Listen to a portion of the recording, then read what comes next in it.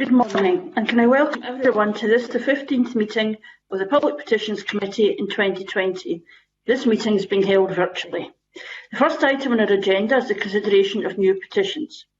The first new petition for consideration today is Petition 1804, Halt Highlands and Islands Airports Limited Air Traffic Management Strategy, lodged by Mcmillan, John Deuk and Peter Henderson on behalf of Benbecula Community Council. The petition is called on the Scottish Government to halt Highland and Islands Airport Limited's Air Traffic Management Strategy project to conduct an independent assessment of the decisions and decision-making process of the ATMS project. At today's meeting, the committee will be taking evidence from petitioners John Deuk and Peter Henderson. Can I welcome John and Peter, and thank you for joining us. And can I invite John to begin his brief opening statement before turning to Peter. Following your statement, we will move to questions. I shall direct questions to you, John, but will ensure you have the opportunity to speak, Peter, subject to our time this morning, of course. So if I can ask John to make his opening statement. Okay, I'm John Deuk. The Benbecula community are familiar with the term remote control. The Kinetic Range Hebrides on the US and Benbecula once considered a proposal to remotely control the firing ranges from a centre in Wales. We know that this option was not taken up, and the local staff from Kinetic were involved in making this decision. We are particularly concerned with HIAL's remote proposal regarding the downgrading of the Air Traffic Control Service, ATC, to that of an aerodrome flight information service at Benbecula and Wick airports. HIAL have made a statement that a flight information service is the norm for such airports based on traffic levels. We see no reference to a safety case for these proposals from published board minutes. We note that the Scottish Government is silent regarding HIAL's downgrading statements in their own reply to our petition. The legal norm for airports like Benbecula or Wick that there are facilities for an aircraft pilot making an approach to land in bad weather is the provision of an ATC approach control service. This is stated in legislation under the UK Air Navigation Order, ANO, at Article 183. HIAL appear to compare activity at Benbecula and Wick with its airports at Isla Tyree, Campbelltown and Barra to justify the proposed downgrade purely on the number of flights. In the case of Benbecula, HIAL failed to mention that the airport can have concurrent movements of aircraft, mainly schedules or mail flights, which can conflict with each other. The local airspace restrictions around the airport when the kinetic ranges are firing is also a factor in air traffic management. The reason for these omissions appears to be the lack of any local consultation and understanding by HIAL's consultants who are working remotely and advising the HIAL board. At present, ATC is the mitigation to avoid airborne conflicts between aircraft. ATC also give approval for pilots under the rules of the air regulation as to when they can commence an instrument approach to the airport, as well as the landing and departure order. An aerodrome flight information service is restricted by law and licensing under the ANO to provide generic information to other aircraft pilots. From the information provided, pilots take their own course of action. With an aerodrome flight information service, the safety mitigations required in bad weather are likely to cause significant delays to schedule or mail flights to stop them from arriving and departing at the same time. In addition, ad hoc charter flights, flights in support of the Kinetic at Benbecula, or technical fuel stops in the case of Wick may not be possible unless they can operate visually in good weather. The potential for new scheduled operators to be attracted to Benbecula and Wick may lessen due to the extra safety-related restrictions required at the airport to mitigate for the lack of an ATC service. Air operators, for flight regularity reasons, may find it difficult to comply with such restrictive mitigations. We are aware that Wick lost its scheduled services in March. Regarding controlled airspace, HIAL's policy appears to be at odds with the Scottish Government's own policy. Linking the provision of ATC to controlled airspace is a future European Union Aviation Safety Agency Directive. The UK Secretary of State for Transport has announced that the UK will leave the agency at the end of 2020. In addition, we can find no CAA reference to for controlled airspace being a future legal requirement to operate an airport ATC service. The CAA do have an extensive consultation process regarding airspace changes. This is somewhat glossed over in HIAL's plans. An example for the application for controlled airspace at Inverness Airport, which was started in 2014, 6 years later, Inverness still do not have controlled airspace. Realising that this is a big project, HIAL's consultants appear to have persuaded the board to forget about Benbecula and Wick. To conclude from me, HIA state that they provide and operate safe, secure and efficient airports which support the communities we serve. These proposals are neither efficient nor support the local communities. Over to Peter now. Okay, thank you. Peter? Hello, can I read my statement? Sure. Hello. The High Air Traffic Management Strategy has since conception been built on wishful thinking, misleading arguments and unsound assumptions. Every report associated with the project is heavily redacted, hampering public scrutiny. Staff concerns have been dismissed about the project. Most staff have stopped trying to get HIAL to listen to their professional views on the safety, suitability and reliability of the remote tower project. HIAL company policy forbids staff from contacting the press or posting on social media anything deemed to bring HIAL into disrepute. Staff have had to turn down invitations to attend community council meetings as HIAL has refused them permission to attend. All HIAL air traffic staff are highly trained experts, and it's vital the public should hear from them. The legitimate concerns of MSPs, MPs, local authorities, community councils, newspapers, all are dismissed when the project juggernaut rolls on unchecked and unaccountable. HIAL is on record as saying the Islands Bill consultation will not alter the direction of travel for this project. So much for the Islands Bill, it's been pushed aside at its first test. And HIAL is actively promoting our lifeline airports to the Westminster Government to be used as a living laboratory for testing projects using emergent technologies, and the remote tower project is an example of this. Who asked the people of the Highlands and Islands if they're willing to be guinea pigs? At the convention of the Highlands and Islands at Millport in March 2018, the managing director of HIAL gave a presentation on the HIAL strategy, and it was highly misleading and needs to be publicly challenged. Also in need of challenge is data supplied by HIAL that's been used in all the consultations held so far, as are claims made in the business case. Costs are growing, the original plan has changed significantly, and it's changed far from what the HIAL board originally approved. It's also of note, all members of the previous HIAL board and the present one are based south of the Inverness area. I mean, board members, they should be selected for business skills, but at least one member should be recruited from the remote parts of the areas that are served by HIAL, surely. I hope the work of this committee will today help shed light on what has been until now a one-sided story about the need for the HIAL ATMS project. There are other more robust, tried and tested, cost-effective solutions that can be applied to safeguard the future of these lifeline, and they are life or death as well, aviation linked, so that the vital needs of the remoter parts of Scotland can be looked after. Thank you. Thank you very much for that. That's a very helpful opening statement.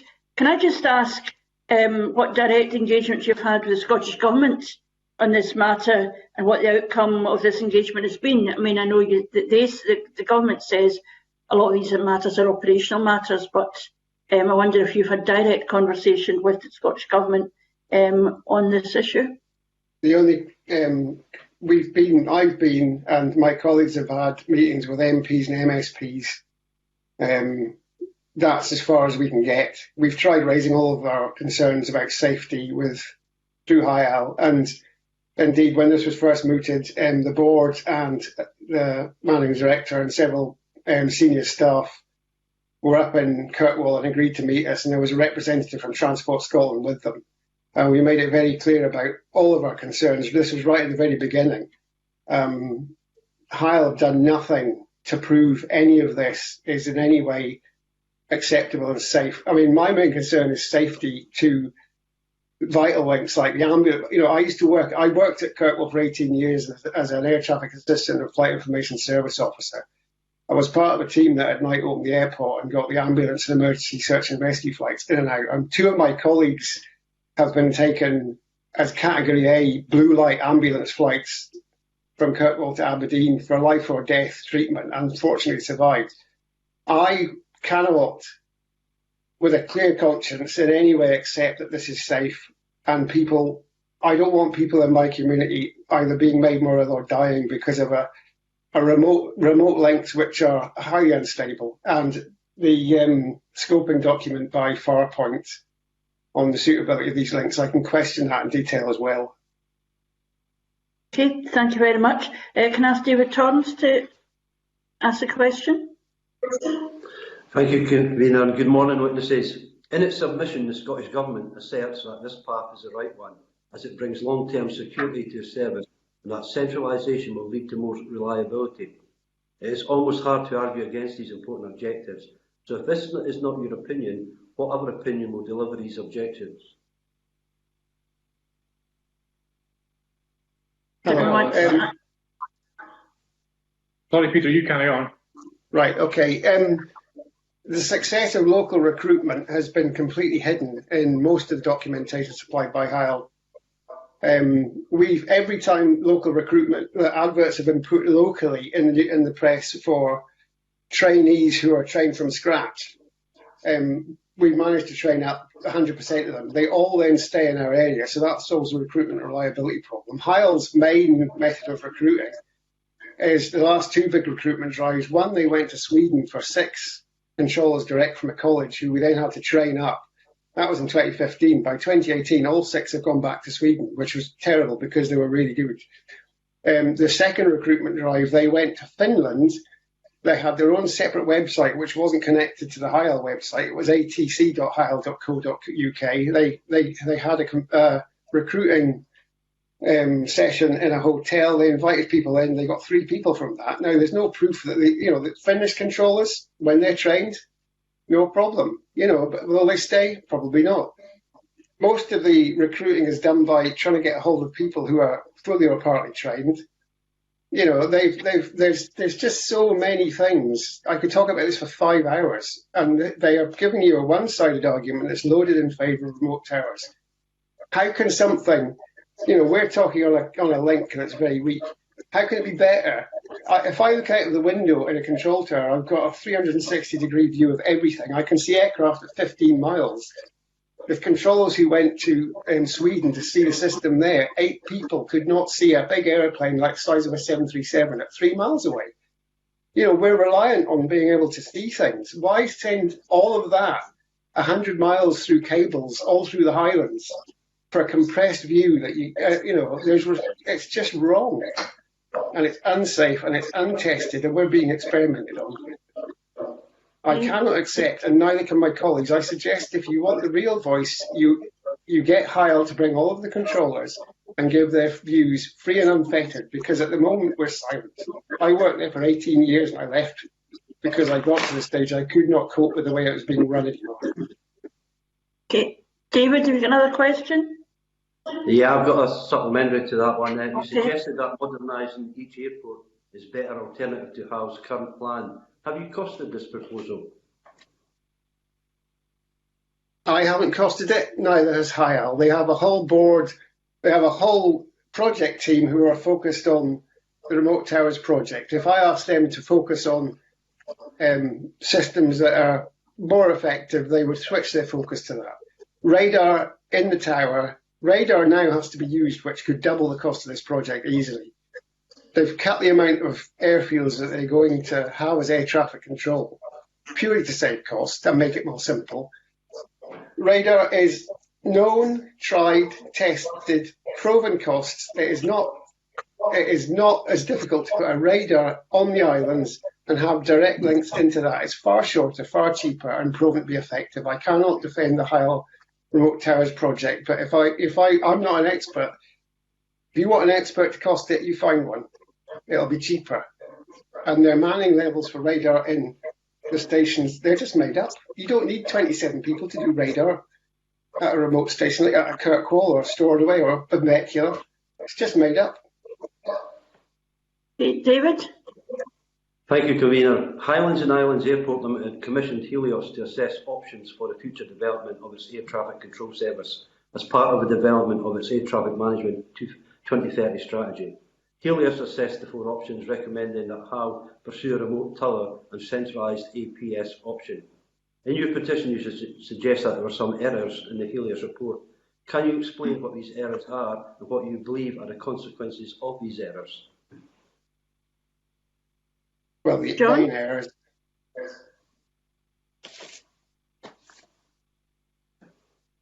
Because of Benbecula and Wick, because the HIA board now wish to downgrade, not have an air traffic control service at these airports and substitute a flight information service, which isn't air traffic control at all. It is just, as it says, flight information. So that they've moved on from Helios on there. But for the rest of it, I'll turn you back on to Peter. Okay, thank you, Peter. Well, considering that in 2016 it was already said in Transport Scotland documentation that emerging technologies like remote towers would be a great idea that should be centralised in M&S, I think the decision was already made anyway. Most of the information on Helios is redacted. Deciding to go for the most complex, absolutely most complex system is probably, who would do that? There are errors. I'm nervous at the moment and I can't come up with them. But if you want me to write them down and submit them as evidence, I will. But I can guarantee you that the vast majority of professional expert controllers can see right through this. Okay. Anything that you want to add to your evidence following this meeting, please feel free to follow up. So we appreciate you're not going to have all the information immediately to hand, but that would be very helpful. Can I call Gail Ross? Thanks, Convener. Good morning, Peter and John. Thanks for joining us. So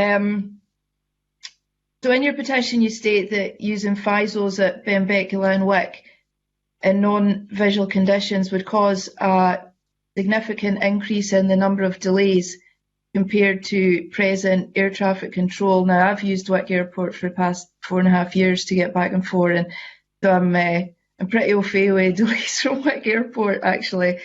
So FISOs are currently used at Barra, Campbelltown, Isla and Tyree, I believe.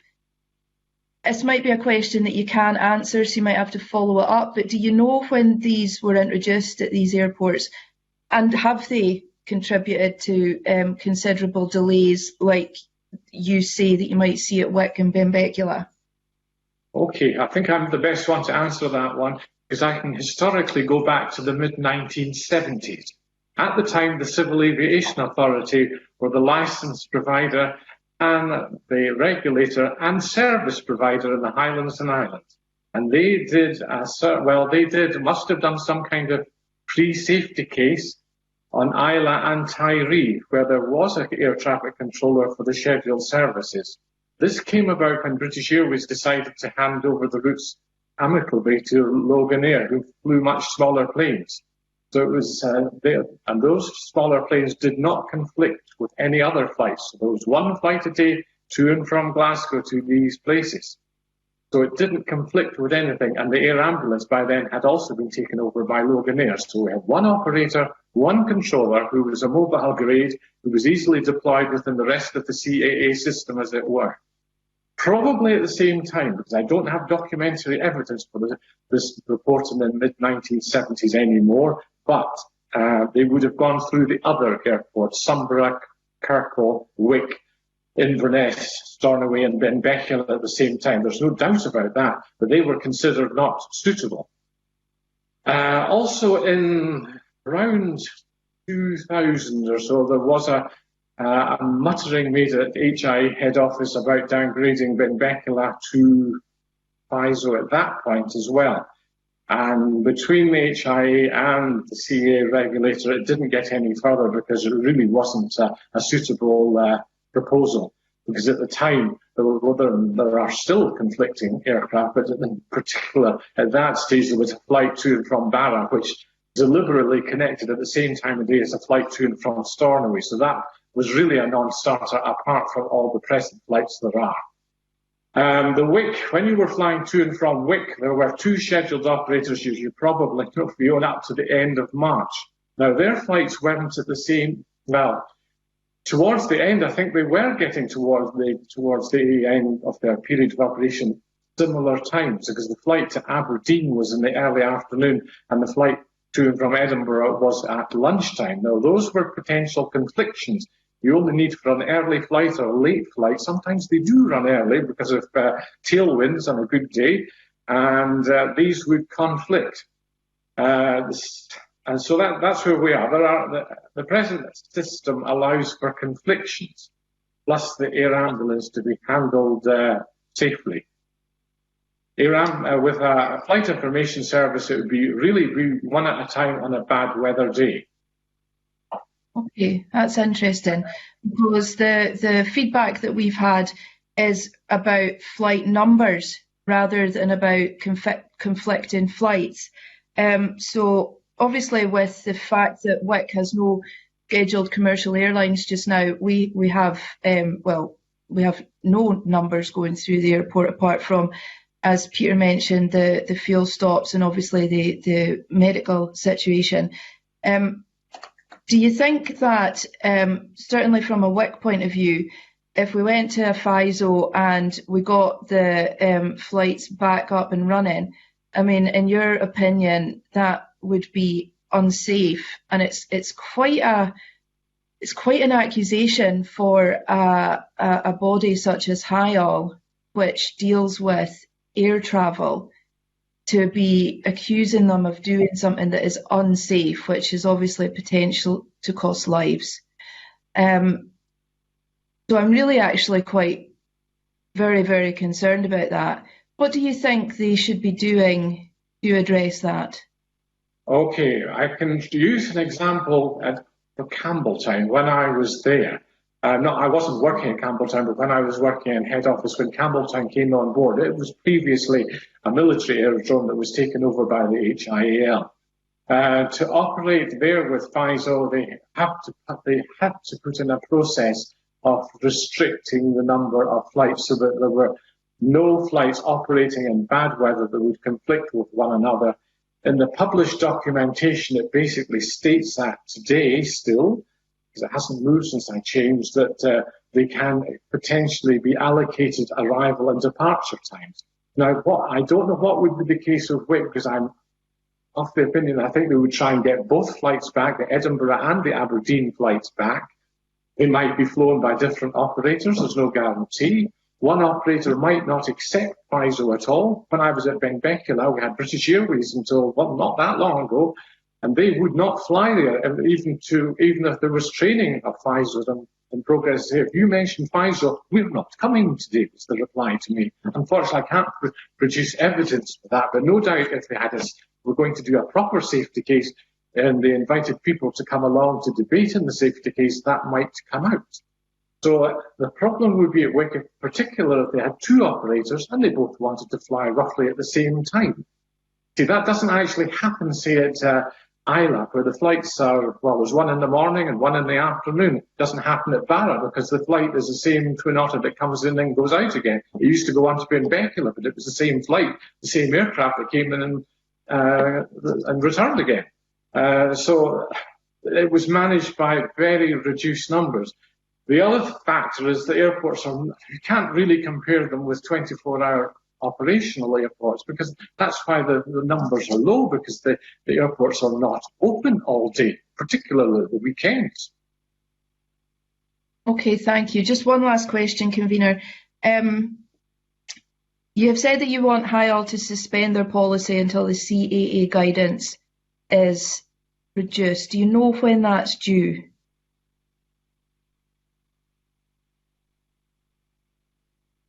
John, that's back to you. Or is that for me, John? I'm speaking. Is that for me? Does whoever knows the answer? No, Yes, I can't give you the answer to that really at all. I think what happens is HIA have to produce safety cases for all the aspects of the project. And that's the ATC service, making it a remote centre at Inverness. That's going to be a huge safety case. There will be an engineering safety case that goes with that. That's air traffic engineering. let alone the controlling side of it. That's never really been mentioned. The downgrading proposal will need to have a proper safety case. And the CEA these days operates on the basis of the provider of the service, in this case HIA, has got to be proved to itself that it's overwhelmingly safe for operation. And part of that is the reversion and transition plan. So I don't know, these are big aspects, and I don't know how they will proceed in that. But some of the safety cases, they should be inviting people from other walks of life. You cannot have non-pilots discussing pilot-related requirements in the safety case. And you will have air traffic engineers dealing with the engineering side. That sounds fair enough. And controllers and advisors dealing with the service on the ground. I think that's how it still works. That's how it worked when I left, but it may have moved on slightly, but that's where I am. So the ball isn't actually HIAL's court. Okay, thank you. Thank you. Can I just ask, in its written submission of 13th August, the Scottish Government states, and of course, can you just confirm, just so that people are aware, what the relationship between Scottish Government and HIAL is? I understand it's wholly owned by Scottish ministers, but you can confirm that. The Scottish Government states that an island impact assessment has been undertaken by an independent consultant. Were you aware of this assessment has been concluded? And I wonder if you have a view on whether that should have been undertaken by an independent consultant or by HIAL or by the Scottish Government. Can I answer that one, please? Yep, sure. Yeah, the consultation document, it was sent out to local councils and community councils. I had to do a bit of digging to actually find out what was in it. I can't see how an islands impact assessment bill can be carried out independently if the consultant is being paid by Highlands and Islands Airports, who are also 100% funded by the Scottish Government. Information supplied within that was highly questionable. There were costings and assumptions on figures of how many people were, and it was a purely economic driver. It's already been 100% dismissed by HIAL as just a tick box. It's not going to change anything, so therefore it's meaningless. But if you want the Islands Bill, which has been set aside, if you want that to be 100% successful, any company or organisation proposing changes should not be responsible for funding or finding consultants to carry these things out. And neither should people from HIAL be present at the consultation phone calls with these community councils. They were being influenced, as far as I've been told. Okay, no, that's really helpful. Thank you very much. Maurice Corrie?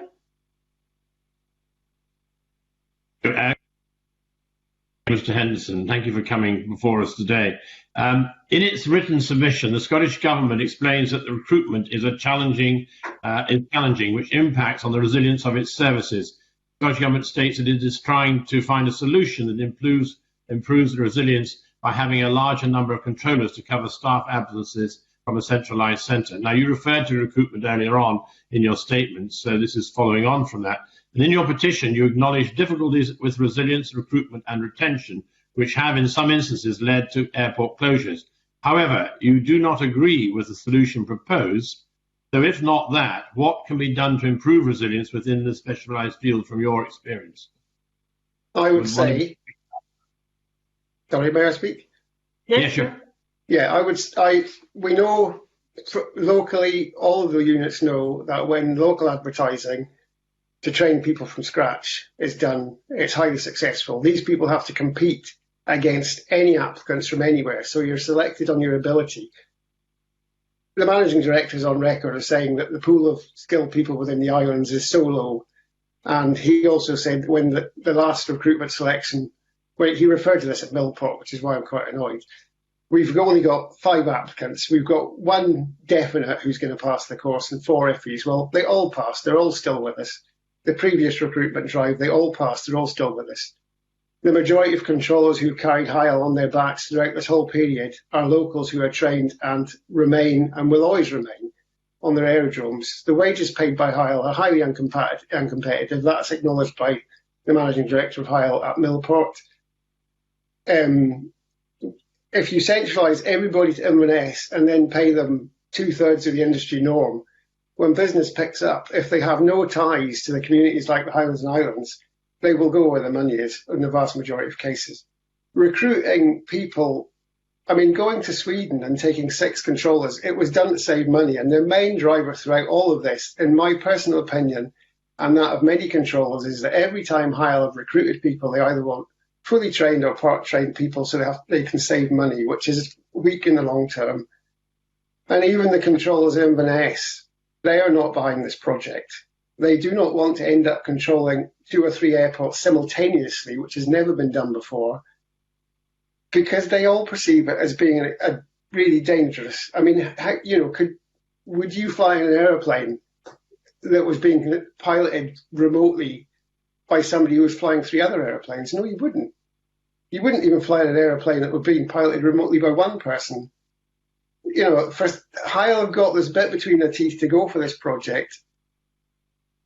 There are many of us, I mean, the majority of controllers and also the professional bodies who represent controllers, they do not support the way Hyle wish to proceed with this. And you could carry out all of this by targeted local recruitment, training people from scratch. You can then pay them a lower wage rate because they'll be happy to stay with their communities. Hyle know this. They hid the success of their training of local people in the statistics as various locations. I cannot understand why they are totally focused on this project, given the high risks. And I can also say that in the Helios report, one of the redacted parts was that staff asked questions about Hyle's abilities to carry out. Hyle staff could not name a single project that had been carried out successfully. Now, that's pretty damning, and that was not redacted out of the Helios report. I'm very disappointed in the way this is going, and this needs to be brought to public scrutiny. There are many documents and many sources of information that are publicly available that can question most of the claims made by Hyle about this whole project. Okay, thank you. Maurice, you want to ask again, brother? Yeah. Does John Doyle want to add anything to that? Well, I can. Thank you very much. I was the manager of ATS at Highlands and Islands Airports in the head office. I was sort of involved with interviewing on the technical side with potential candidates for local recruitment. I can say that, say 15 years on, I was ever involved, the people that were recruited for Kirkpool, Stornoway and Benbecula are still there. They have no intentions of moving. They wanted local jobs. They didn't want to leave the islands. And that's where we are. And the point that Peter said about the pay side, well, at one time, the HIA paid lots of allowances for different things. I'm not sure how it works now, but they used to pay for weekends and shift and things like that. For example, at Benbecula, it wasn't a shift working station, because as I mentioned earlier in a comment, the hours are short. They didn't qualify, so they were well aware of that. They didn't want to move on, but they were quite happy to stay at Benbecula. The same at Stornoway, the Sunday services are actually fairly recent in my time. So they didn't get any extra money for working on a Sunday, because Sunday the airport was closed until maybe about, how long ago would it be? About 12 years ago now. So that's the situation there. Again, so they had lesser pay to take home. But there we are. Can I just come in, Katrina, on this point yes. about the local people working in the local area? Do you feel that's a factor obviously people's loyalty, they want to work locally, and therefore there is a potential they might accept a lower wage, a lower salary, and therefore Hyle are playing on that? John or Peter? When I was there, that was a fact, because the folks working at Inverness did get more because it was a full shift working station. Eventually, night shifts with even more cash flowing, weekends, public holidays. All HI used to pay all these as supplements to the pay, whereas at Benbecula you would only get Saturday and Sunday money and the public holidays, but there was no shift. And starting when I mentioned the situation, there was no money for Sundays because the airport wasn't open. That's of course changed now because it's 7-day-a-week operation everywhere. and that sort of thing. I actually remember 2 potential recruits for Stornoway saying they didn't even want to work at Benbecula, and that was on the same islands group. And the reverse is true as well. The folks at Benbecula weren't interested in taking a job that was meant going to Stornoway. They were actually employed as non-mobile grades to work at the airport, in many ways like the firefighters, the cleaners, the admin staff as well. They were all locally recruited. That goes back to CAA, Civil Aviation Authority days, where, of course, HIA have come out of that. That's how it was. Yeah. Can I come in here? Just very briefly, Maurice. I just need to watch your time. I've had a little experience because I was involved with the management of Oban Airport, but I know it's not part of HIAL, and realise the problems you're highlighting. Can I ask a question? Have you had any discussions with HIE regarding grow your own model? Because obviously you two have got a lot of experience here, and it seemed to me very opportune. Can one of you answer that? Maybe Peter? Well, as far as I'm aware, no, but then the flow of information within HIAL is very limited between the people who do the job and the people at the top who make the decisions. It's been stated by HIAL in the past that Grow Your Own has been successful. But they seem to think that the pool of skills amongst people within the Highlands and Islands is highly limited and has been exhausted, and that is totally untrue. I really don't know where they get these ideas from. There's a definite disconnect between the local level of service and the way of thinking and the managerial way. The managerial way is, we've just made a great decision and this is what they're doing. When they say they're engaging with staff, they're not. They say what they're doing after they've done it. You can't do that. So no, I cannot answer. I do not know if Highlands and Islands Enterprise have been consulted in any way about Grow Your Own. John, do you agree with that? No, when I was the manager of BTS, I say 15 years ago, that we did grow our own successfully. We nurtured people, we put them through courses, we even gave them free courses to help them on their way because it was a steep learning curve. And as I say, they were all basically recruited for the local places that they came from. And that retained people. And as I say, they're still there today. So I think I'm curious about this. Of course, I'm 10 years plus retired now, so I'm not quite up to date on how it is now. So I apologise about that. Thank you very much, Katrina. Thank you. Tom Mason, please. Katrina. Welcome, John, Peter. In the written submission, the Scottish Government states that the remote digital towers are being used increasingly across the industry, citing examples in Sweden and Germany and plans in several countries, including Netherlands, Norway and Denmark. Are you aware of any concerns that have been raised on the use of these remote digital towers in locations where they are already operating? Hello.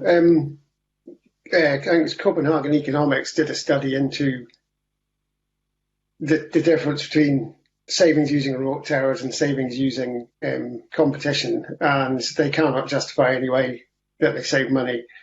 The remote tower systems in Sweden, they already had the controlled airspace, they already had the communications facilities necessary.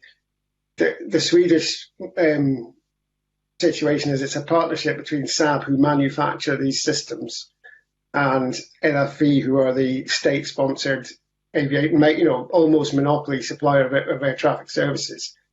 So it's a sales pitch out there. London City is in the process of doing this. They're doing it specifically because the space taken up by the control tower is needed for other uses on the aerodrome. They only have IFR traffic, which means they only have these scheduled aircraft who are like a sausage factory.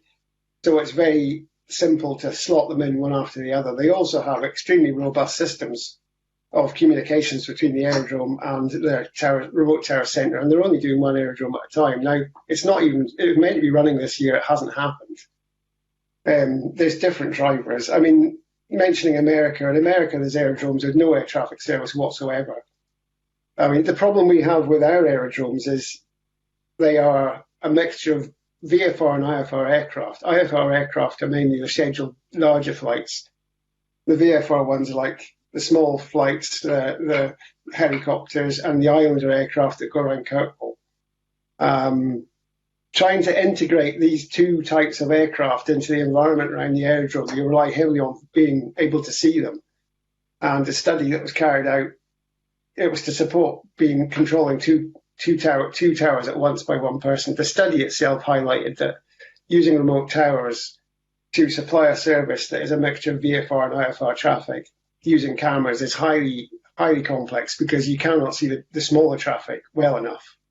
It highlighted a number of issues that have been, they've been put to one side, and I suspect the difficulty of being able to use remote towers with VFR aircraft that you need to see all around you. I suspect that's why Dundee, which is probably the busiest airport in higher movements of aircraft-wise, I suspect that's why that's been pushed to the back of the queue of being made to a remote tower, because the technology is not at the level it should be.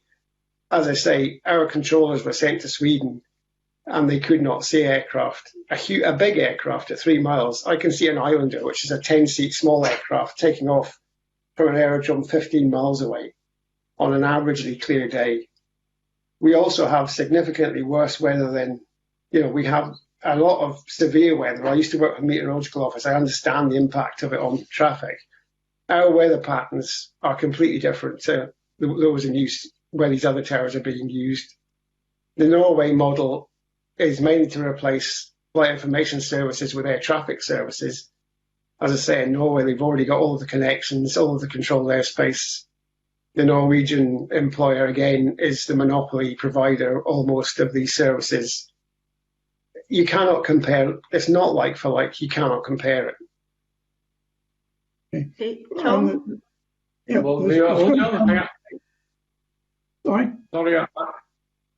am I allowed to come in, moderator? Yes, briefly, yeah. Sorry, John, I'm just conscious of time, so if you can respond, then I'm going to go back to Tom Mason. Okay, I'll be very quick. I'll just deal with the engineering side. This is a huge engineering project. The number of engineers hasn't been costed out at all, and how many and where they're going to be based, because as Peter said, there's problems with the weather. They can have a bad effect on the equipment. The salt water. All these airports we're talking about, really, apart from Inverness, are on the western seaboard of the Atlantic Ocean. In the wintertime, the storms can blow up salt spray and whatever, and all the moving parts with cameras and the actual lenses and everything to do with that, plus a lot of the equipment, are going to require a lot of extra maintenance compared with what we have on the ground at the moment. All these island airports, apart from Shetland, Sunborough, do not have air traffic engineers. So this is completely silent. Nobody's made any comment about engineering at all. They may have to re-employ engineers as they did in the good old CAA days at each place to maintain the integrity of the service, or it's going to be lost. But as I say, I'm no longer current, but it's just an observation I see. It could become engineering heavy. Okay, thank you. Tom? Yeah, can I change the subject slightly into the government states in its submission that if the airports and the Highlands are not modernised, they'll just be left behind on the global stage. Do you have any concerns about that, John? Well, I think the issue is that there are less and less places in the UK as a whole where they have procedural approach control and tower combined to provide a service to scheduled services. It's not quite HIA specific, because I did a little bit of research. In the Isles of Scilly, it's the same. Carlisle, which only came online a year past in July, but came offline at the start of COVID, spent months trying to get the approach service back and running to operate scheduled services. So that's another example where they are. And in Northern Ireland, the city of Derry, Londonderry, Eglinton, whichever persuasion you wish are from, which you want to call it, they have procedural approach with tower, and they actually have quite big jets that go in there. So the service that HIA provide is not strictly for HIA's purposes only. It is used throughout the United Kingdom, and there are no real plans to change that at all. I mean, there are no issues with improving the actual equipment that's provided, but it's just the manner in how it's been done is upsetting people. May I speak as well? Surely. Yeah. Highlands Airports. I mean, their main task is to provide lifeline services, which are life and death, to the people of the Highlands and Islands. We're the only supplier and the only operator of these aerodromes. We have no competition. We shouldn't be at the cutting edge of technology, because cutting edge technology can wound you quite badly if it goes wrong. We should be focusing on tried, tested and sensible methods of doing this, which can be achieved. And, I'm not an expert at costing, I admit that, but I know that all of these things have been done time and time again and can be costed accurately. So why do we try and be world leaders when all we should be doing is doing our best? And I believe, and all of our staff believe, in doing our best for the people who travel with us to make it as safe and as reliable as possible. Hyle have lost sight as a company of where they should be looking, and are trying to branch out into other areas which they have no expertise in, no skills in, and no abilities in. And yes, by all means, do the best you can for the people that you serve, but don't ignore their interests and offer them as living laboratories for experimenting on technology that is in its infancy. What we do now is tried and tested, 100% safe, and it's been learnt the hard way. We are only in the infancy of remote towers. Okay, listen, thank you very much for that. I think we're really getting to the point where we want to draw this to conclusion, but I think we found that extremely useful. I should maybe declare an interest as someone who's got family in the islands, more often travelling by ferry, and that's a whole other set of stories, but I do know the importance of being able to access safe travel out of the islands. I'm quite struck by a couple of things. First of all, in this world of remote working, I would like to see that's an opportunity to build the local economy in communities and remote communities, and this seems to be the opposite. I don't think centralisation anywhere is a terribly positive thing, and building good, high-quality skilled jobs in these remote communities is central to them being sustained. So I would want to be reflecting on that and asking the Scottish Government about that. I am concerned that there's not been an island impact assessment done by government, and that even if it's going to be done, it would appear that the suggestions were going to go ahead anyway, what the whole point of the impact assessment is to inform decisions, not to be something you do as a tick box after decisions have been made. So I find the arguments quite powerful. The other one I thought was quite interested in was actually in terms of efficiency. One of the things it says in the papers is that remotely they don't understand the weather. Now I'm thinking from my own experience, if you can see the way the crosswinds are operating, you could still possibly get a flight in. If you can't see it, again, suggested by the papers, you can't do that. So that feels providing a poorer service, a more inefficient service, and therefore, again, counterintuitive. So I would certainly want to write to the Cabinet Secretary, whereas I'm interested in this thing about employment opportunities and high-quality jobs in remote areas. Perhaps HIE might have a view in that, and might be worth contacting them. I'm going to go around the committee and ask for their views before we come to a conclusion. And can I start with David Torrance?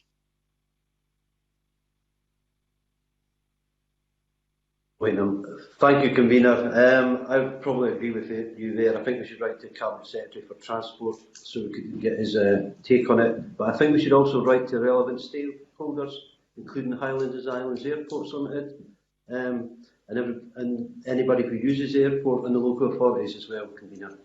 Thank you. Okay, thank you. Gail Ross? Thank you, Convener. Yes, I agree. It is there are so many issues to do with jobs, and not just the jobs, the families associated with those jobs as well. The safety aspect, the untested aspect. So I would definitely be writing to HIAL. HIE is a good one, local authority is a good one. Loganair, because as we said, there is the you know, the pilots. I would also write to its prospect, that's the union. I think we need to get their views on this as well. And, you know, it would be interesting to get the views of the managers from the individual airports as well, because they know the runnings and the numbers and everything else that's involved in that, the staffing issues. So I would be quite interested if they had any feedback for us. But yeah, I think this is a really troubling evidence session, certainly for me being local. So I would, just write to all these relevant stakeholders and thank Peter and John profusely for their very interesting evidence today. Thank you. Thanks, Gail. Tom Mason. No, yes, there seems to be a complete conflict between what the Harbour wants to achieve and what the local community actually needs, and these have not been properly set against each other to rationalise out the process. I mean, there's no doubt that technology does improve in various ways.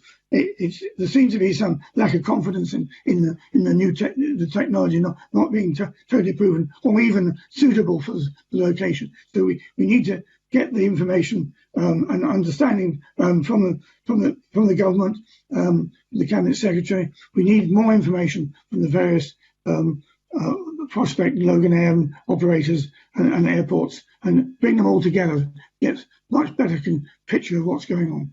So really, following on from you, convener, keeping it open and get more information in. Thank you. Thank you very much, Maurice Corrie. With everybody what they said, all my colleagues, but also the point, convener, you made about the Scottish Government has not done an island community's impact assessment. I think that's also to be included, and ask the government where that is and what that should be done. But I absolutely agree with everybody, and we keep this going. And I'd like to thank John and Peter for their excellent contributions this morning. It's made a very interesting case for this, and we need to keep this open and push it on. Thank you. Okay, thanks very much. I think we are in agreement. Just a couple of points I wanted to add. I have no doubt the Scottish Government will say these are all operational matters, but I think what our petitioners have shown today is it's more than just an operational matter. It's about local communities, it's about safety, it's about employment, it's about secure work and so on. Where do they make the distinction? I mean, I know they have said that this bit of the Islands Act has not been brought into force yet. The question is why not? This is the second occasion where we've had to deal with this, where it's been something that would have helped in testing some of the arguments, is not been put in place.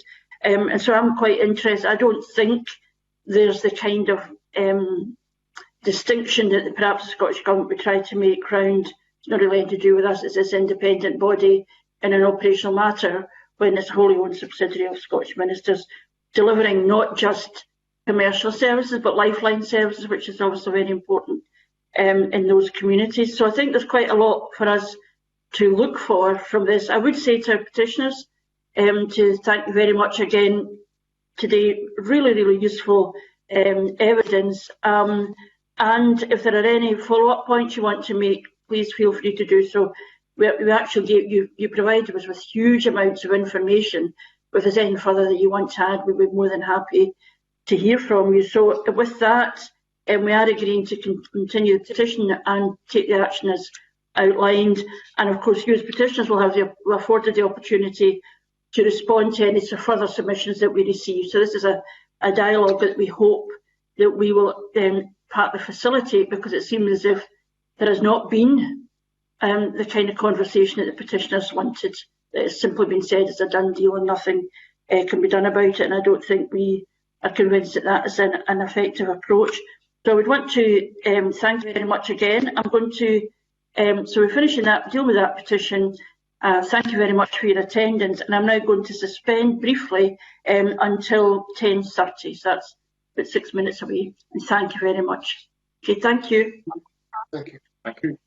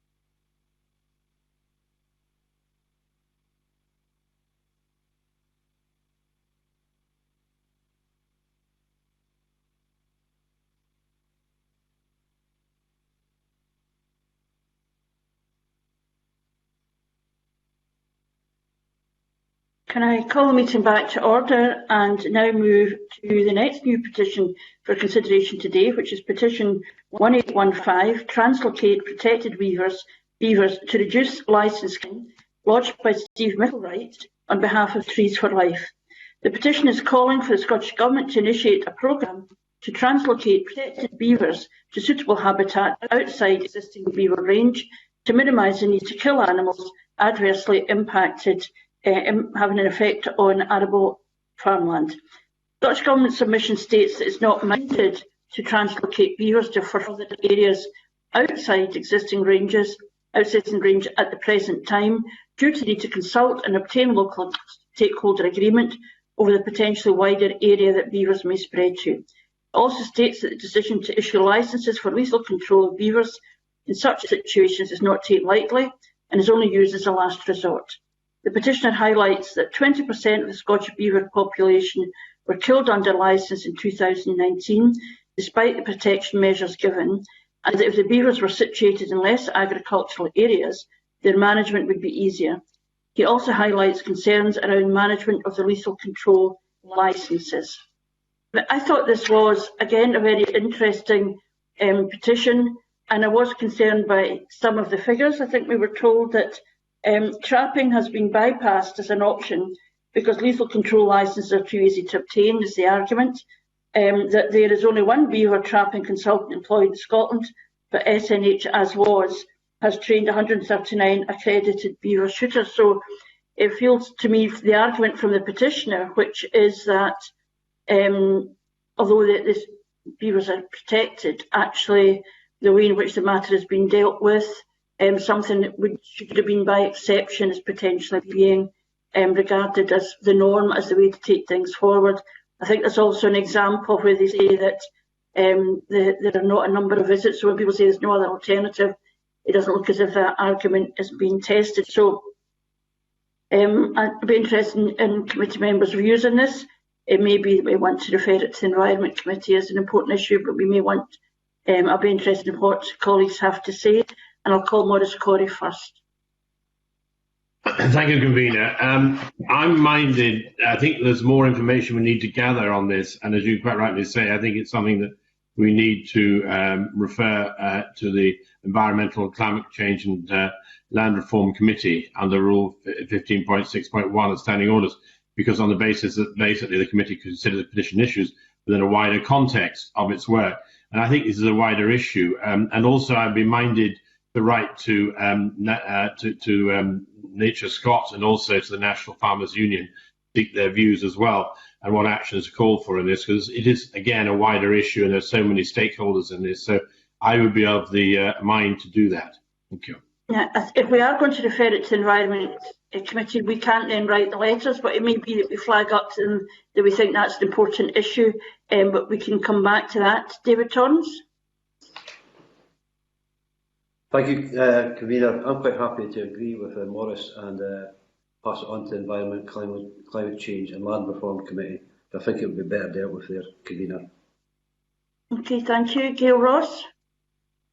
Thanks, Convener. Yeah, I mean, we come across these emotive animal issues quite often now, and so, you know, I've got great sympathy for it. There is a huge gap between what the Scottish Government submission tells us and then what the petitioner sees in that evidence.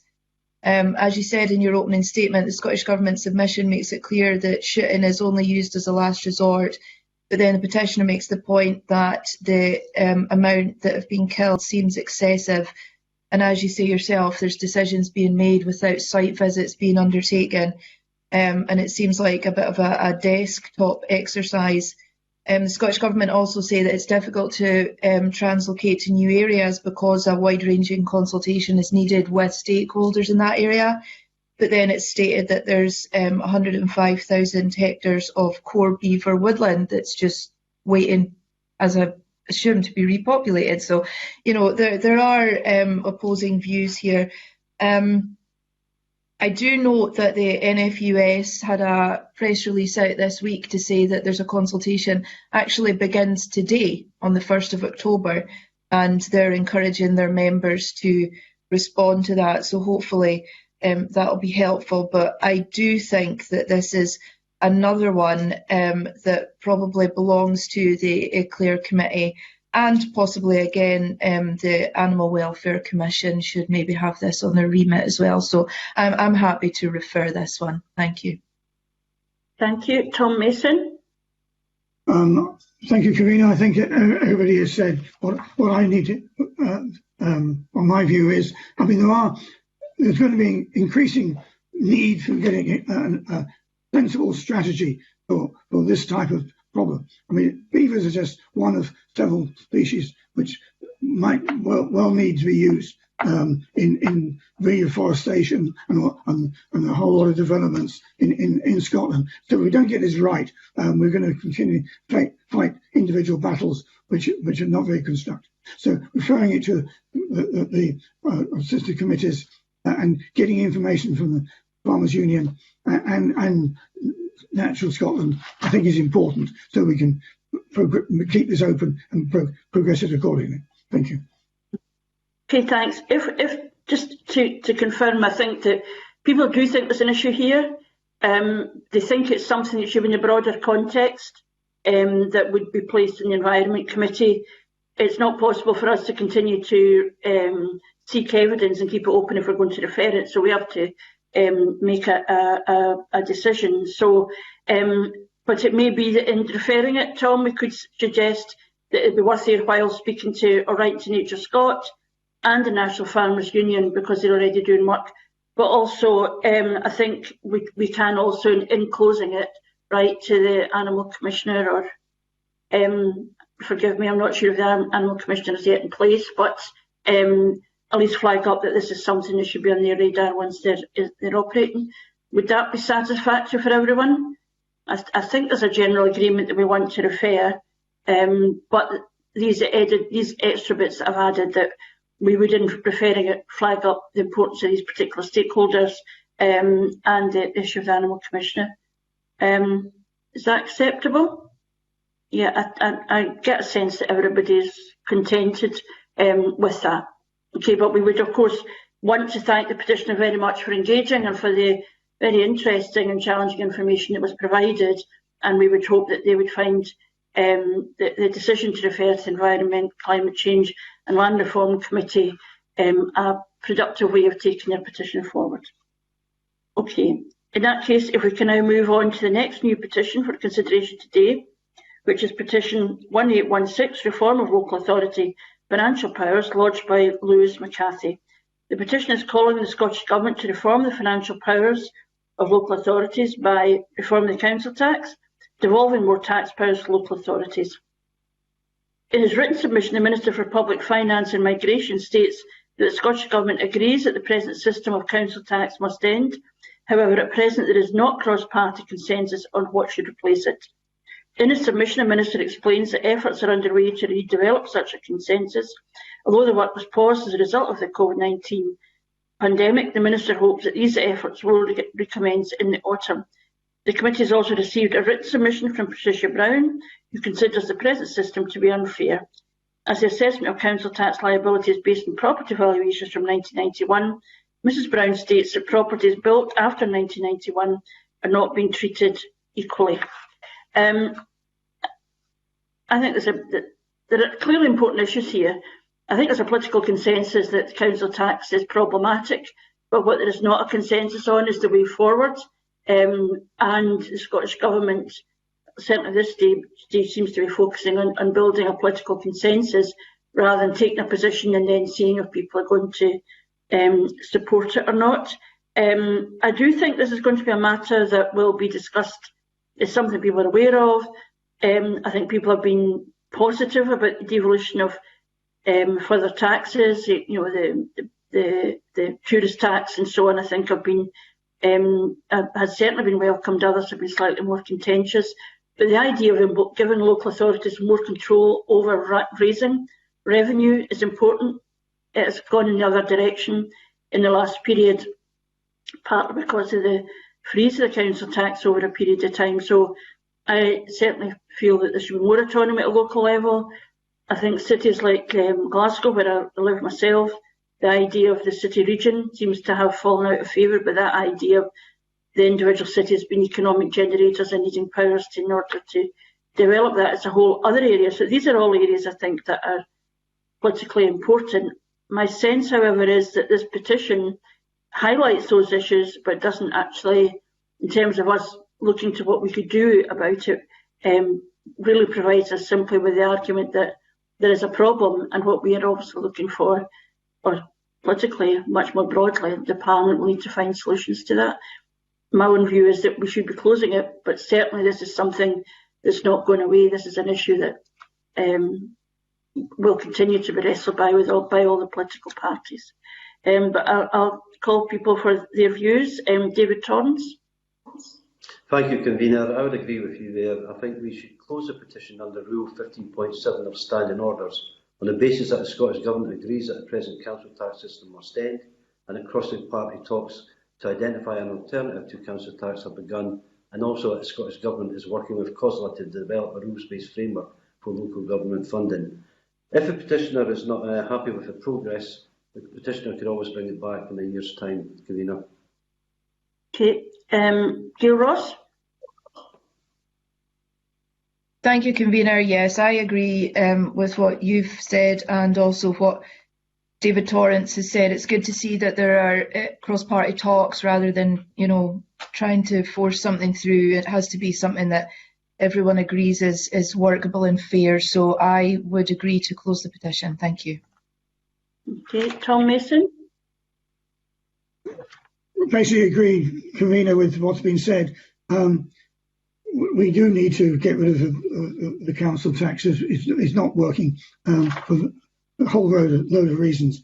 I only hope that when the discussions go forward is that the options for any localised tax are far wider than the present ones which have been volunteered so far, because they're very limiting in what they can do. And if the idea of a city regional process takes place, I would welcome that. But that will probably I'll be in my box by the time that happens, unfortunately. Don't be so pessimistic. Maurice Corrie.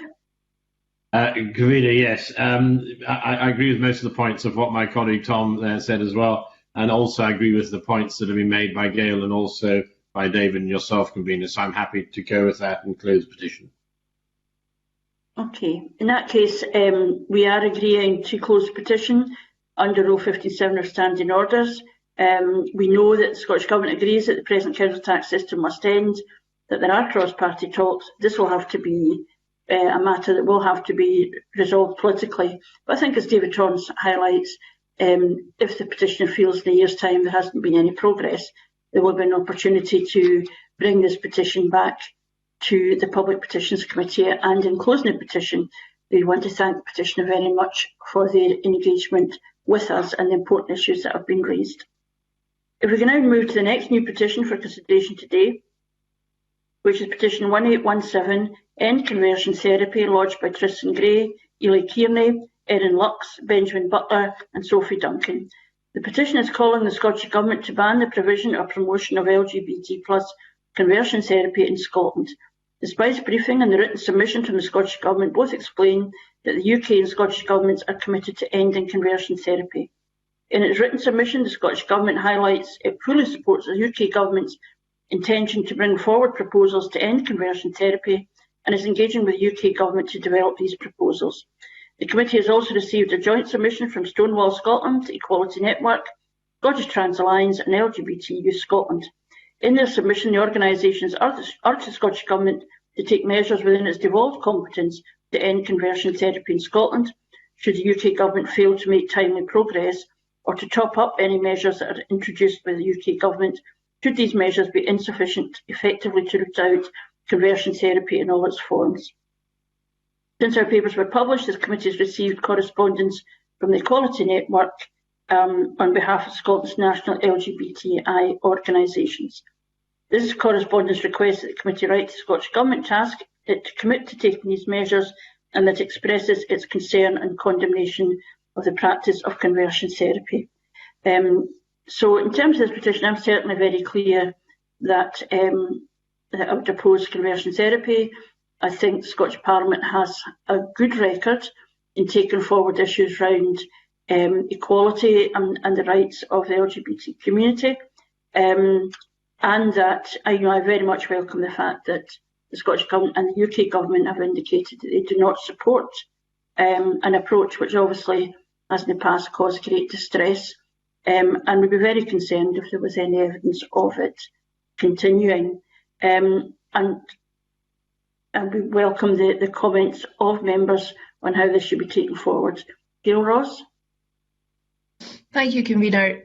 Yeah, a lot of the information in both the petition and the submissions is seriously concerning, and like yourself, I would be absolutely shocked and disgusted if that was taking place in modern day Scotland.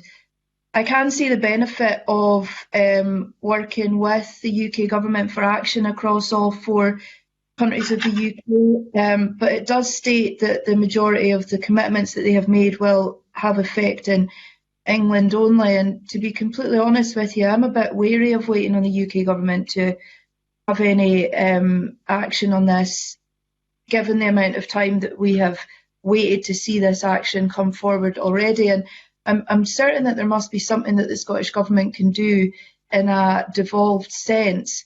I would quite like to see, because I have a lot of questions about this, but I'm not sure if this committee is the right place to take this forward, Convener. I do think that it needs to be looked into a little bit further, and therefore I would like to suggest that it's passed on and referred to the Equalities and Human Rights Committee for action there. Thank you. Okay, thank you, Gail. Tom Mason? I'm certainly attracted to the fact that the issue is being handled on a UK-wide basis. There are cross-border issues involved in this. Whether we keep it open or close it in the understanding that it is being dealt with, I don't mind. So if the committee wants to go along what Gail suggests, I'm happy to go along with that as well. Okay, thank you. Maurice Corrie? Convener, I agree with Tom and Gail there. I think we should refer this to the Committee for Equalities and Human Rights, because whilst aware that there is a joint approach to this with the UK government, which I think we should pursue, I would see it more suited and more comfortable in the other committee, as I say, Equalities and Human Rights. So I propose that it's moved to that. Thank you. Okay, thank you. And David Torrance. Thank you, Convener. As a former member of the Equalities and Human Rights Committee, I'd be really happy for this petition to be there, and agree with all other committee members. Thank you. Okay, thank you. So I think there is a general consensus that we would want to be convinced, because clearly there are concerns in the minds of the petitioners that conversion therapy may still be something that is seen as a credible option. And that to put it in the context of the Equality and Human Rights Committee seems to me to make perfect sense, because this is a human rights issue, and it is about respect, and we would flag up to them the evidence that's been presented to us by the petitioners. So I think we are agreeing that we recognise that there's important progress being made, the UK Government, Scottish Government working together. We would want the Scottish Government to look at whether there's anything within their area of competence that they need to, or they could be acting on, and we think that could most usefully be explored through the work of the Equalities and Human Rights Committee. So we're agreeing to refer the committee to the Equality and Human Rights Commission in that regard, and we would want to thank the petitioners for the engagement with the committee. Okay, if we can then move on to the next new petition for consideration today, which is Petition 1821, Renovate Unused Buildings to Create Homes for Homeless People, lodged by Darren Cush. The petition calls on the Scottish Government to fund the redevelopment of unused buildings to tackle homelessness in Scotland. In its written submission, the Scottish Government outlines the work that it is doing to tackle homelessness, highlighting policies which seek to repurpose unused buildings. The submission also highlights a number of policies which are currently being developed and states the Scottish Government is encouraging participation from all stakeholders in its policy development. I think it's an interesting petition. I think we all recognise that homelessness continues to be a real issue, and we're not just talking about rough sleeping, and we recognise that giving people accommodation itself is not sufficient. We saw during the pandemic people who were rough sleeping finding accommodation. For some people that has made a huge difference, and so I think the petitioner is trying to address what I think is an important issue. The Scottish Government has certainly given us a lot of information back about what they're trying to do, including the Empty Homes Initiative. It's bringing buildings back into use. It in itself will not be, unused buildings or empty buildings will in themselves not solve the homelessness challenge, because some of it will be about mental health, some of it will be about addiction, some of it is simply not about not being able to access accommodation.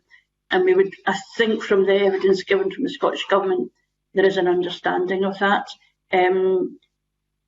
So I think we have had an opportunity to reflect on these issues because of this petition. I think that's been really helpful. But I probably think that we should be closing the petition at this stage, but I'll ask other members their views. Tom Mason.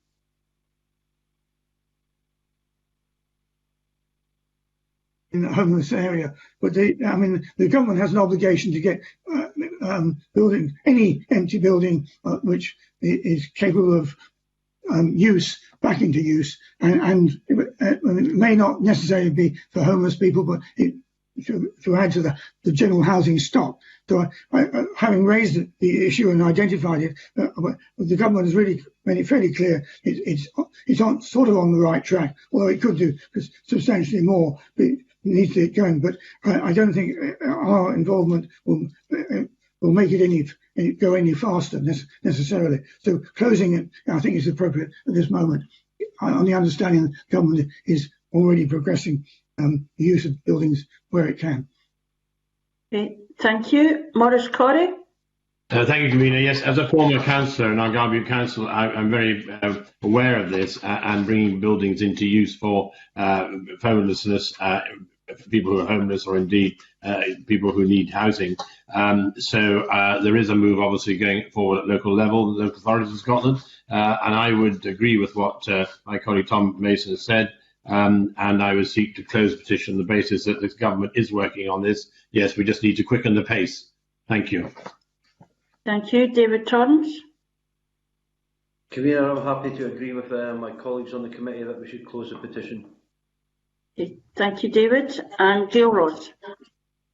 Thank you, Convener. Also agreed with the points and to close the petition. Nothing further to add. Thank you.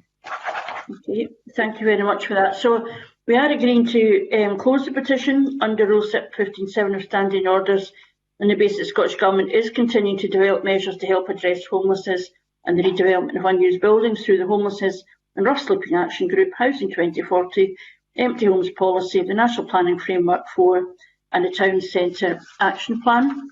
I think the question is about whether the pace is right, and we recognise that what the petitioner has raised is one area of work, and we would hope that the Scottish Government would pursue that. We'd want to thank the petitioner very much for their engagement with the Public Petitions Committee, and of course remind them that if in a year's time the progress that's been suggested here is not evident, then this is a petition that we can return to the Public Petitions Committee, but to thank the petitioner again for his involvement. The final new petition for consideration today is petition 1822, more NHS money for hospital beds, lodged by Colin Stewart. The petition calls on the Scottish Government to provide increased funding to the NHS to enable hospitals in Scotland to increase bed capacity. We have received a submission from the Scottish Government. This was provided to the petitioner for comment. We have not received any response. The Scottish Government submission notes the current approach for the NHS in Scotland is based on a twin approach of investment and reform, which it feels is appropriate to address the requests of that petition. Ian Gray MSP wished to attend to speak in this petition but was unable to do so because of another engagement, and we've received his written views for consideration alongside our other papers. And I was certainly struck by the comments he made about it may be policy that we move to community and we don't need so many beds, but the evidence from this petitioner is that it appear not to be working. And I think, to me, it's not good enough simply to point to the policy if there are people flagging up that there might be issues about the way in which that policy is being carried out. It's also true, as Ian Gray has flagged up and from the paperwork, that in relation to the number of beds we have access to are far fewer than in other parts of Europe. And I think it's the Royal College for Emergency Medicine has flagged up that they believe that we need 200 more beds than we have at the moment. Now, there may be an explanation for that, but I think the Scottish Government has just simply said this is a policy and haven't really engaged. What the petitioner is saying is that his lived experience was that he couldn't access a bed, that nurses were spending their time looking for beds rather than doing what they should be doing, which is caring for patients. So I do think there is something further that we could pursue with the Scottish Government in this, perhaps round the kind of points that we've flagged up by Ian Gray and by the petitioner to the Scottish Government. But I'll call Maurice Corrie.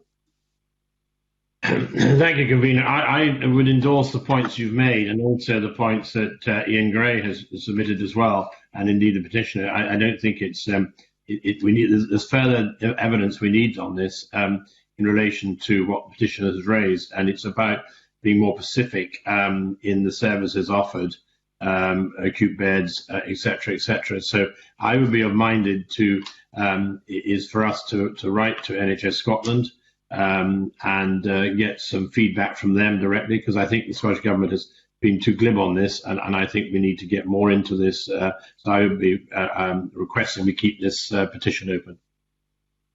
Thank you. David Torrance. Thank you, Convener. I would agree with Maurice there that we definitely have to write to NHS Scotland, keep the petition open, but I'd also like to ask us to write to Cabinet Secretary to seek her views on the petitioner's points. Thank you, Convener. Okay. Thank you. Gail Ross.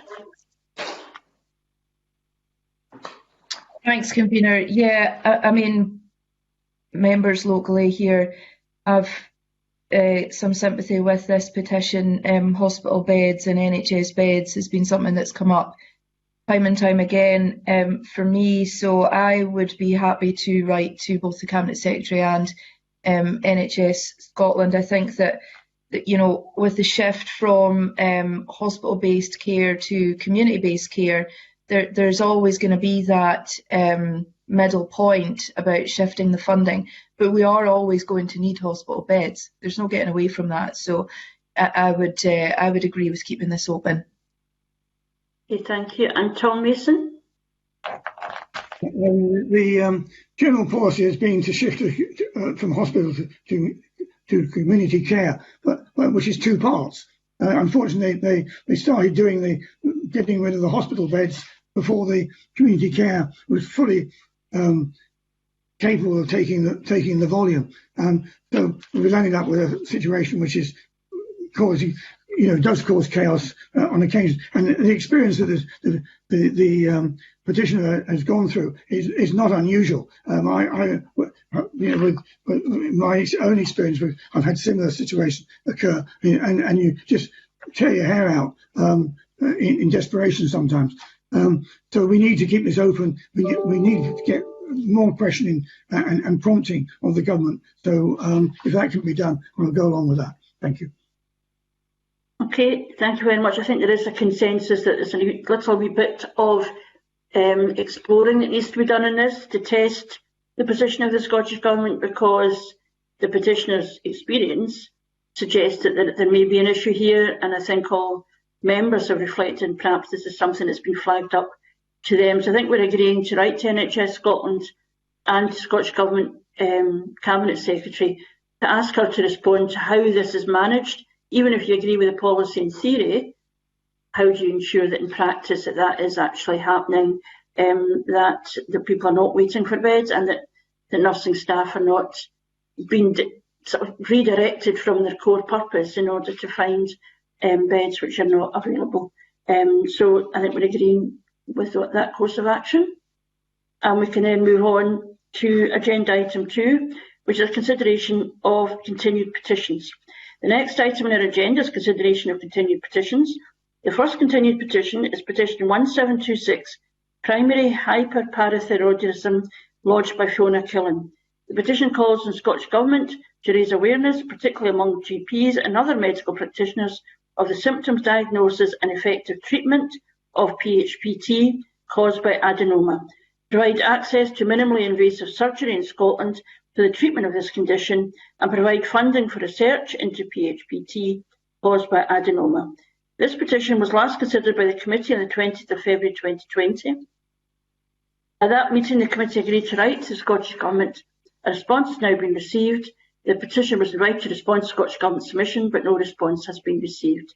Our letter to the Scottish Government requested details on what work it is undertaking to increase awareness of PHPT beyond the published NICE guidelines, whether it will help to initiate a survey for GPs to assess the current understanding of the condition in order to set up a standard management protocol as well as a learning module, whether it will provide funding for research into PHPT caused by adenoma. Scottish Government response outlines a range of work currently being undertaken in these areas and is summarised in the clerk's note. I thought it is an interesting argument, and we have wrestled with this before, where there are conditions that are not well known. To what extent do they get the attention that they deserve? To what extent does the system respond to issues that have been flagged up by the petition? I suppose the one area that I was struck by, which I was struck by before, and I'm not sure if there's further work that we can do in relation to the petition, but the idea that the Scottish Government or NHS Scotland can't commission research is for other people to propose it. I do feel as if there's something a little bit more proactive should have been possible than that.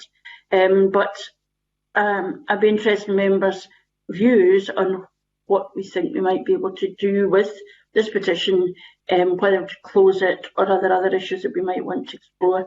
And I'll call David Torrance.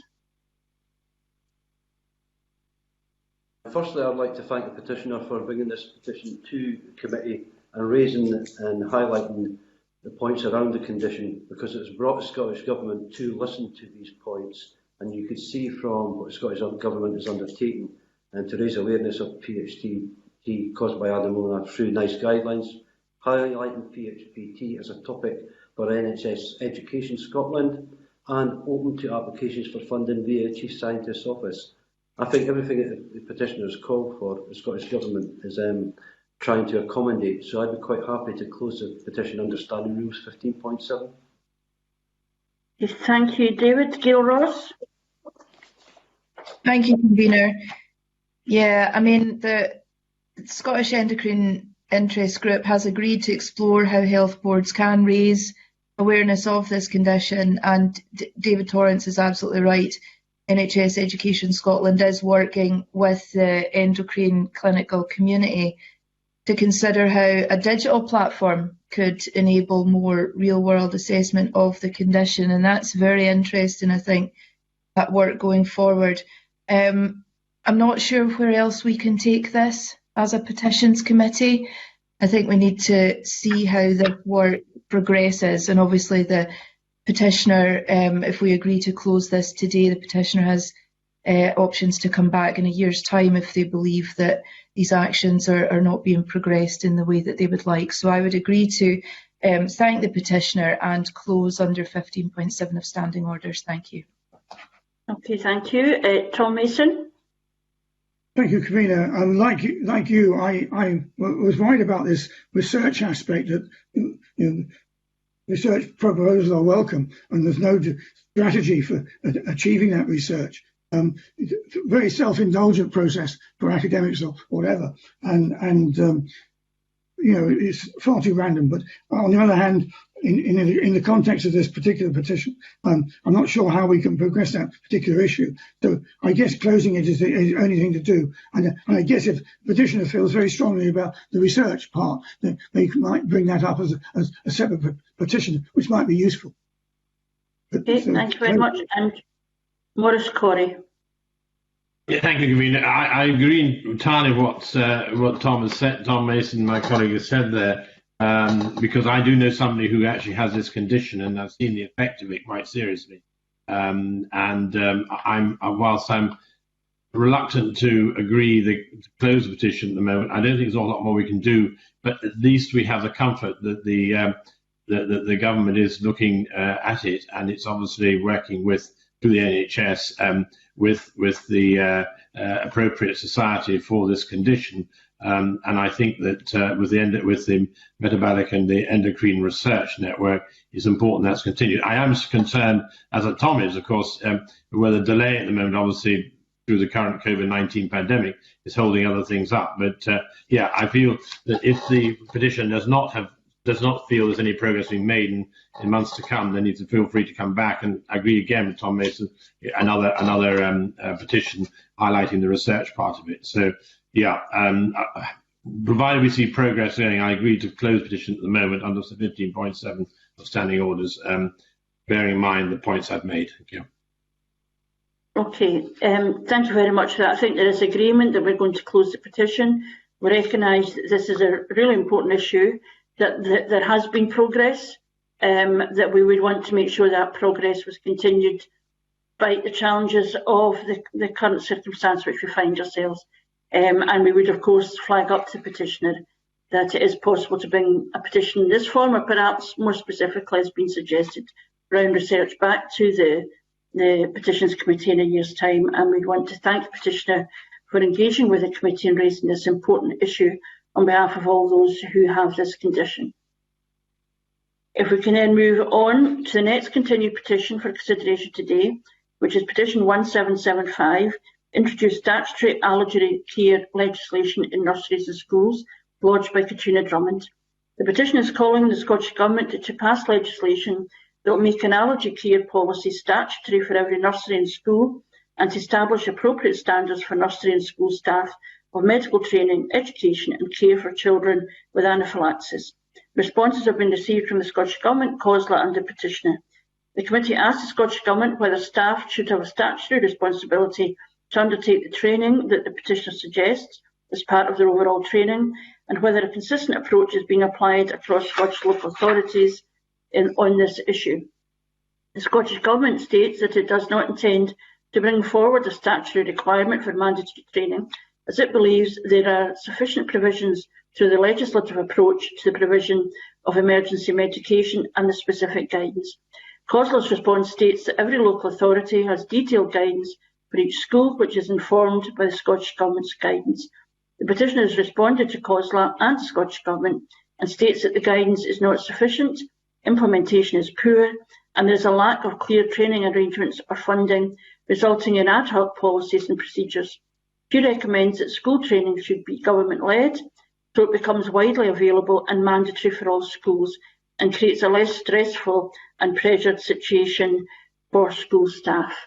I find this petition, again, one of these ones where the policy is probably right, but what the petitioner is telling us is that the policy is not her lived experience, and is concerned that perhaps there's not sufficient understanding in a childcare setting of how to deal with a child with anaphylaxis. And I know it's a long time ago, but it was something I was very aware of when I was still a teacher, was a lack of awareness of how you would respond to some kind of medical crisis. And you know, a working assumption that there'll be a dedicated or designated first aider within every education setting. Do they have the information around the treatment of these conditions, and how confident are they? And I'm also conscious that the petitioner flags up that there's a focus around EpiPens and so on, that's it, but this is only one small part of the petition itself.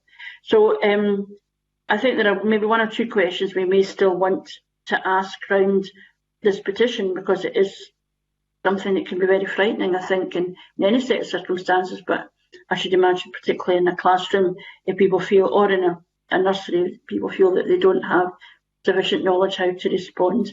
But I'll call Gail Ross.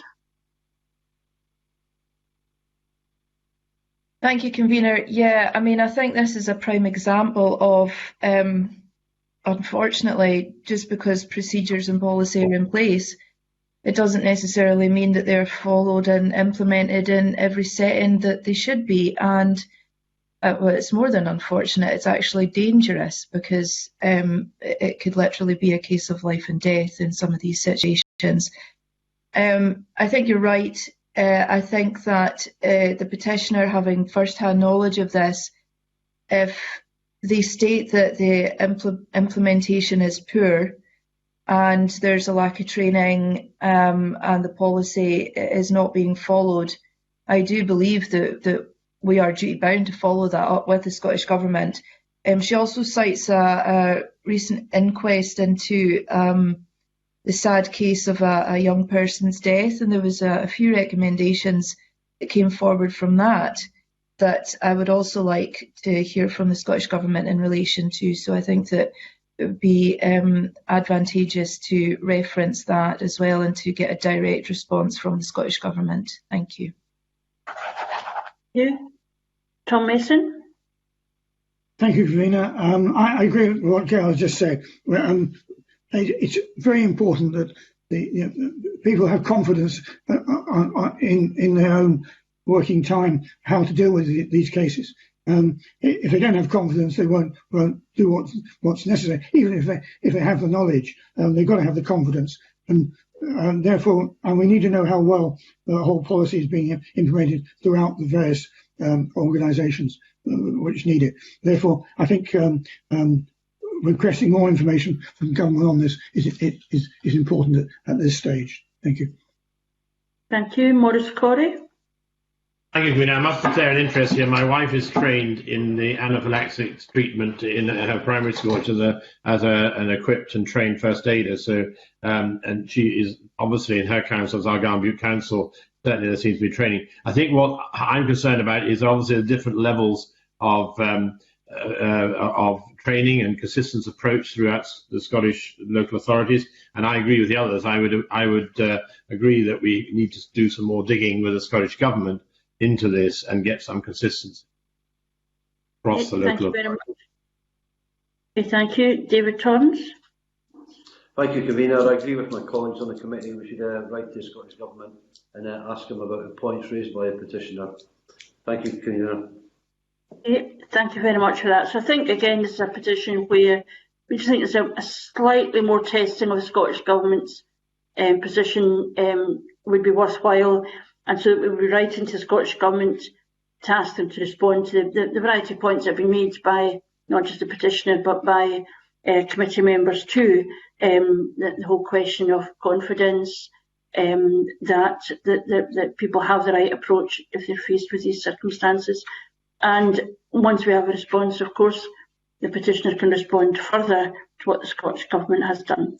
So if that's agreed, we'll be writing to the Scottish Government to pursue the issues that have been raised in this discussion. If we can now move to the next continued petition for consideration today, which is Petition 1776, Dogs Are Not Inanimate Objects, lodged by Mary Ann Parry-Jones. The petition is calling for the Scottish Government to change the classification of dogs to sentient beings from inanimate objects for the purposes of legal action on dog theft. We have received a response from the Scottish Government, but no response has been received from the petitioner.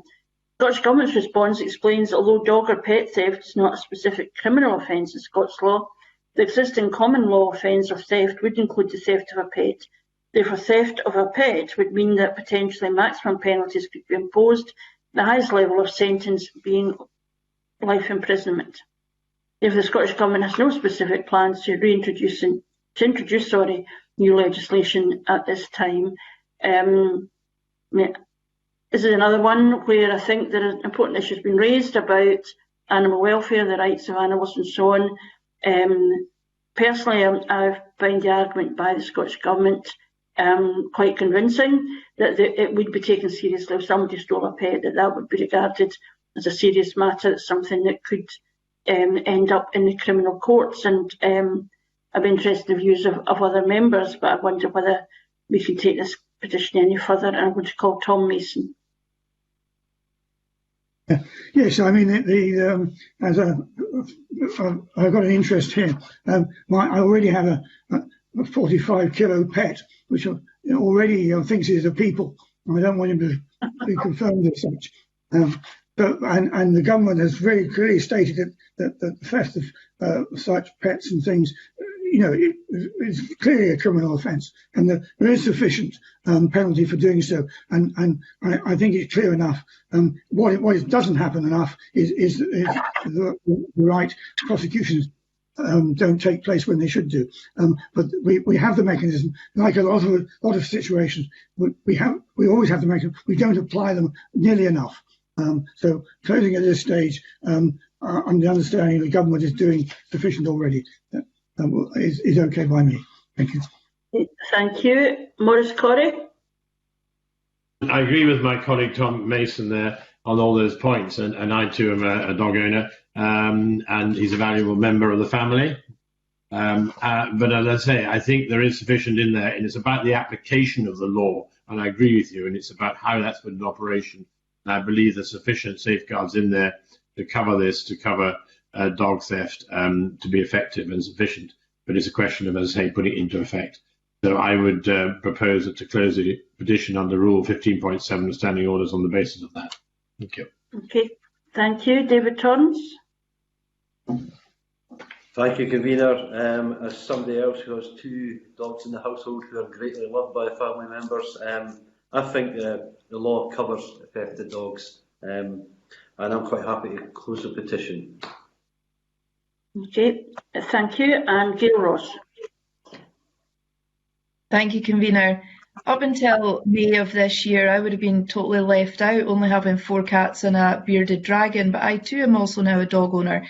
So I can completely understand where the petitioner is coming from here. I think the Scottish Government's response has covered the points. I'm pleased to see that there would be quite stiff penalties imposed for dog theft, and I'm happy to close the petition as well. Thank you. Okay, thank you very much. Feeling completely left out, as I don't have any pets of any sort whatsoever. Although my family had sheepdogs over the time. So anyway, that doesn't mean I'm completely without empathy, I hope. I think there is agreement in the committee that we recognise this an important issue, but that we are satisfied with the response from the Scottish Government that theft of a dog would be regarded as an offence and as potentially a serious offence. So we are agreeing to close the petition under Rule 15.7 of Standing Orders. And we would want to thank Petitioner very much for their engagement with the Petitions Committee. If we can now move to the final continued petition for consideration today, which is Petition 1777, to introduce British Sign Language, BSL, into the Curriculum for Excellence, lodged by Scott Mcmillan. The petition, which calls on the Scottish Government to introduce the British Sign Language into the Curriculum for Excellence, was last considered in January 2020. Since that meeting, the committee has received written submissions from the Scottish Government and the petitioner. In his written submission, the Deputy First Minister and Cabinet Secretary for Education and Skills confirms that BSL can already be part of the curriculum in schools as a second additional language, L3, being taught. In his response, the petitioner states that BSL should be an essential language to learn. He therefore suggests that the Scottish Government should consider designating BSL as a first additional language, L2, which can be taught from Primary 1. I think it's a really interesting petition. It's something that, ever since I was young, it seemed to me that we should all be taught. We should all be able to speak to people who use British Sign Language, and it should be much more universally understood. And I think the Parliament has already made progress in legislating in this field. But I find the argument quite compelling, I have to say, that you move the priority of the petitioner suggests to that it should be as a first additional language. I find that an important argument, actually, and it is an issue about access and the ability of people to be engaged completely in their communities. But I'd welcome the comments of other members. Start with Maurice Corey. Convener, I'm certainly of the mind to keep this petition open, and knowing people who have a definite issue, I think it is important that we look to write to Scottish Government to ask it to consider designating the British Sign Language as an L2 rather than L3 additional language under its 1 and 2 plus 2 approach. So yeah, I'm keen for us, and I suggest that we should write to Scottish Government for further information to push this forward. Thank you. Thank you. David Torrance. Thank you, Convener. I fully support what Maurice says there. I think we should write to the Scottish Government to ask if they can consider designating the British Sign Language as an L2 rather than an L3. So I'm quite happy for the committee to do that. Thank you. Thank you. Gail Ross. Yes, Convener, thank you. I've actually been learning some BSL during lockdown. It was one of the things that I challenged myself to do, and it's been extremely interesting and quite challenging. I would agree to write to the Scottish Government. I can't, for the life of me, see a reason why it's designated as L3 rather than L2, and I would like to get an explanation of that and push for it to be included from a very early age. Thank you. Okay, thank you very much for that, Gail. I'm glad to see that somebody's used lockdown in a more productive way than perhaps I have done, and I'm going to call Tom Mason. Thank you, Convener. Yes, I mean, sign language is important. The area which I always always see some problems, however, is the subject of the various dialects within the language, which causes problems across even the UK, let alone on an international basis. But bringing it up the league to L2, I think, could be considered, and I think discussion with the government to achieve that, I think will be worthwhile. So, writing to the Scottish Government to that end, I think we should be done. Thank you. Okay, thank you very much. And challenges of dialect are not unique to British Sign Language, obviously, but that is something that you know, like in many areas of developed language, is about understanding how it's lived as well as how it's perhaps taught in some circumstances. But I think the committee has agreed. We're recognising there is an issue here, and we would write to the Scottish Government simply to ask them whether they would consider redesignating British Sign Language to recognise how important part of communication it is for many for many people. And we would look forward to response. And of course, again, the petitioner will be able to comment on any submission from the Scottish Government. So we have reached the end of our consideration of petitions today. Can I thank Broadcasting and Clerks, and note that I've managed to stick it for the whole session, so that's quite progress for me, that I've not dropped out of the system for good or ill. But I want to thank everybody for their engagement with the committee, petitioners, and to thank Broadcasting and Clerks for the facilitating of the challenging work of a virtual committee session. Thank you, everyone, and I'll close the meeting.